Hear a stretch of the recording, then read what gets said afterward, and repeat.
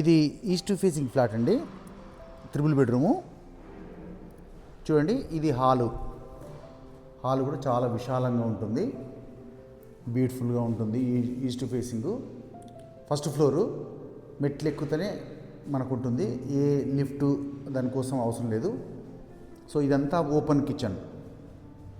ఇది దేవుడి రూము, ఇది వచ్చేసి వాష్ ఏరియా. చూడండి, ఓపెన్ కిచెన్ కూడా, డైనింగ్ కూడా చాలా విశాలంగా ఉంటుంది.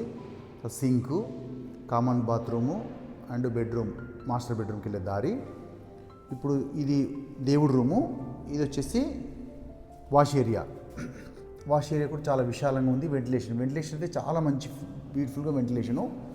సో ఇక్కడ ఓపెన్ కిచెన్ ఉంటుంది కాబట్టి చాలా అందంగా ఉంటుంది. తర్వాత ఇక్కడ డైనింగ్ టేబుల్ ఉంటుంది. తర్వాత ఇది కామన్ వాష్రూము, ఇది కూడా చాలా విశాలంగా ఉంది. సో మోడ్రన్ ఐటమ్స్ అన్నీ, సింక్ కానీ అన్ని A to Z. ఇక్కడ ఒక సింక్ ఉంది. తర్వాత ఇది మాస్టర్ బెడ్రూమ్ కూడా చాలా విశాలంగా ఉంది. చూడండి, వెంటిలేషన్ ఉంది. వెస్ట్ సైడ్ వచ్చేసి చాలా మంచి వెంటిలేషను. సో మాస్టర్ బెడ్రూమ్కు అటాచ్డ్, ఇది కూడా చాలా మంచి ఏరియాతో ఉంది. సో మంచి కబోర్డులు చేసుకున్నాను, చాలా విశాలంగా ఉంటుంది.